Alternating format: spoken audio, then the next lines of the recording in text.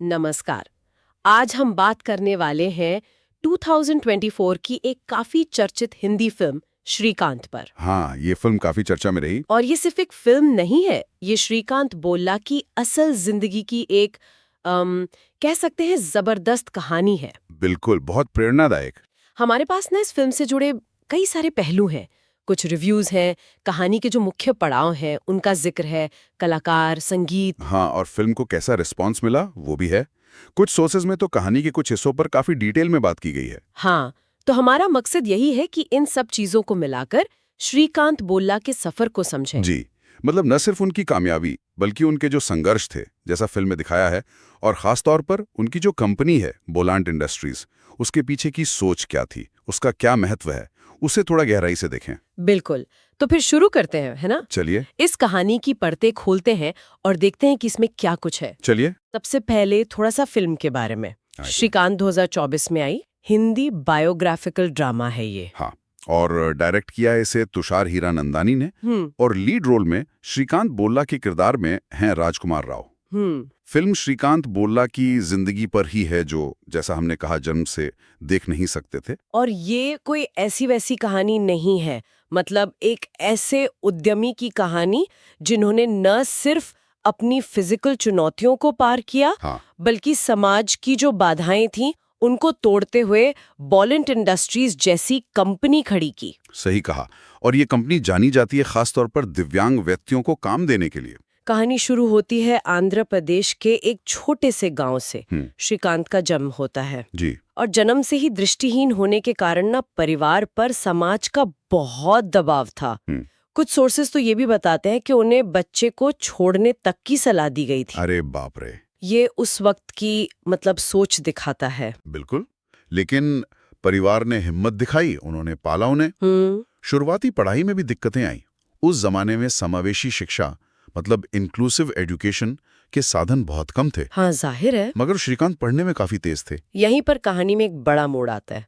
वो पढ़ने में इतने अच्छे थे, फिर भी स्कूल ने उन्हें साइंस स्ट्रीम में एडमिशन देने से मना कर दिया। हाँ, सिर्फ इसलिए क्योंकि वो देख नहीं सकते थे। ये तो मतलब अजीब बात है, सिस्टम ही रुकावट बन गया। बिल्कुल, यहीं पर उनकी एक टीचर हैं, फिल्म में नाम देवी बताया गया है, वो उनकी मदद के लिए आगे आती हैं। अच्छा। उनकी मदद से और श्रीकांत के अपने जज्बे से उन्होंने इस फैसले को कोर्ट में चैलेंज किया। अरे वाह। ये सिर्फ एक स्टूडेंट की लड़ाई नहीं थी, ये एक तरह से पूरे सिस्टम को चुनौती थी कि भाई क्या विकलांगता किसी के सपनों को रोक सकती है। और क्या रहा फिर कोर्ट में? कमाल ये है कि कोर्ट का फैसला उनके हक में आया। इसके बाद उनका सपना था आईआईटी में पढ़ने का, पर वहां भी बात नहीं बनी। अच्छा, आईआईटी में क्यों नहीं हुआ? आईआईटी ने मना कर दिया। वजह ये बताई कि उनके पास दृष्टिहीन छात्र के लिए जरूरी रिसोर्सेज मतलब संसाधन नहीं है। ओह, ये एक और झटका। हाँ, काफी बड़ा झटका था। लेकिन श्रीकांत यहाँ रोके नहीं, ये उनकी खास बात है। उन्होंने भारत से बाहर की यूनिवर्सिटीज में अप्लाई करना शुरू कर दिया। और यही कहानी एक बिल्कुल नया मोड़ लेती है ना? हाँ बिल्कुल। उन्हें अमेरिका के Massachusetts institute of technology MIT में एडमिशन मिल गया। MIT दुनिया के टॉप संस्थानों में से एक। जी हाँ, और ये अपने आप में बहुत बड़ी बात थी। वो MIT के पहले अंतर्राष्ट्रीय दृष्टिहीन छात्र बने। सोचिए, जिस देश में साइंस पढ़ने के लिए कोर्ट जाना पड़ा, उसी लड़के ने दुनिया के टॉप इंजीनियरिंग कॉलेज में जगह बनाई। कमाल है। बिल्कुल कमाल है। MIT में उनकी मुलाकात होती है स्वाति से। वो भी एक भारतीय छात्रा थी। कहानी में वो उनकी एक अहम इमोशनल सपोर्ट बनती हैं। विदेश में पढ़ाई के दौरान ऐसा साथ मिलना बहुत जरूरी होता है। बिल्कुल। फिर पढ़ाई पूरी करके वो भारत लौटे। अब क्या इरादा था? उनका इरादा बहुत साफ था।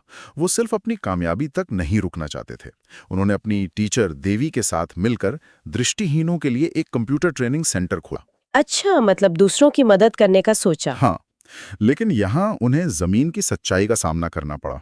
उन्होंने देखा कि उनके सिखाए हुए छात्र भी नौकरी पाने के लिए बहुत स्ट्रगल कर रहे थे। क्यों? कंपनियां काम नहीं दे रही थी? हाँ, कंपनियां उन्हें मौके देने में हिचक रही थीं। बस यहीं से बोलंट इंडस्ट्रीज का आइडिया आया। अच्छा, मतलब प्रॉब्लम देखी और उसका सोल्यूशन खुद बनाने की ठानी। एग्जैक्टली। एक ऐसी कंपनी जो न सिर्फ प्रॉफिट कमाए बल्कि दिव्यांग लोगों को इज्जत का रोजगार भी दे। ये सुनने में जितना अच्छा लग रहा है, इसे करना उतना ही मुश्किल रहा होगा। फंडिंग वगैरह? बहुत मुश्किल। शुरुआती फंडिंग जुटाना बहुत कठिन था। किसी भी नए आइडिया, और वो भी इतने अलग आइडिया के लिए, इन्वेस्टर मिलना आसान नहीं होता। सही बात है। यहीं पर रवि मंथा नाम के एक शख्स की एंट्री होती है। वो उनके बिजनेस पार्टनर और शुरुआती निवेशक बनते हैं। अच्छा, तो किसी ने तो विजन देखा। हाँ, उनकी मदद से बुलांड इंडस्ट्री शुरू हुई। ये कंपनी बनाती है इको फ्रेंडली पैकेजिंग प्रोडक्ट्स, जैसे सुपारी के पत्तों के बर्तन, रिसाइकिल कागज के उत्पाद। और इसमें काम करने वाले सैकड़ों लोग दिव्यांग हैं। ये तो मतलब मॉडल ही क्रांतिकारी है, पर्यावरण का भी ध्यान और सामाजिक समावेश भी। बिल्कुल, पर सफर आसान नहीं था। फिल्म में दिखाया है कि कंपनी को पैसों की तंगी हुई, इंडस्ट्री के लोगों ने शक किया। सवाल उठाए होंगे कि क्या दिव्यांग कर्मचारी फैक्ट्री चला पाएंगे। हाँ, बिल्कुल यही सब।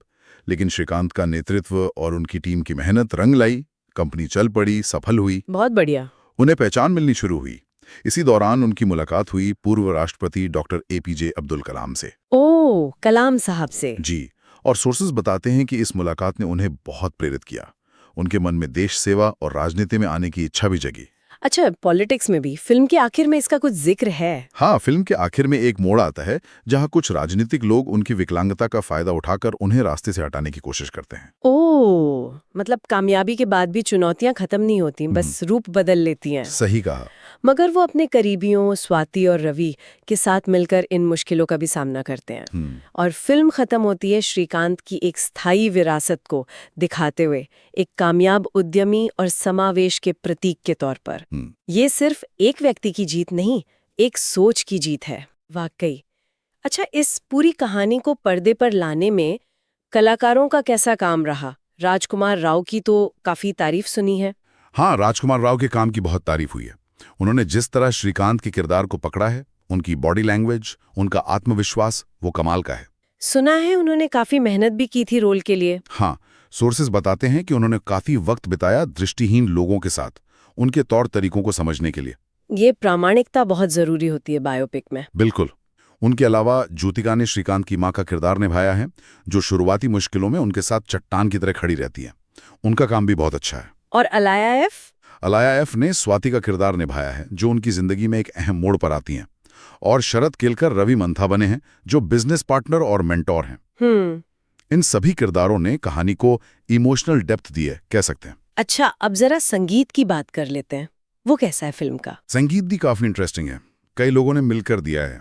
आनंद मिलिंद, तनिष्क बागची, सचेत परंपरा, वेद शर्मा, आदित्य देव, कई सारे नाम हैं। हाँ, और गाने लिखे हैं श्लोक लाल, मजरू सुल्तानपुरी, योगेश दुबे और कुणाल वर्मा ने। मजरू सुल्तानपुरी? उनका भी गाना है। हाँ। एक खास बात यह है कि फिल्म में 1988 की हिट फिल्म कयामत से कयामत तक का गाना पापा कहते हैं का रीमेक इस्तेमाल हुआ है। अरे हाँ, वो गाना। और ये सिर्फ नॉस्टैल्जिया के लिए नहीं है।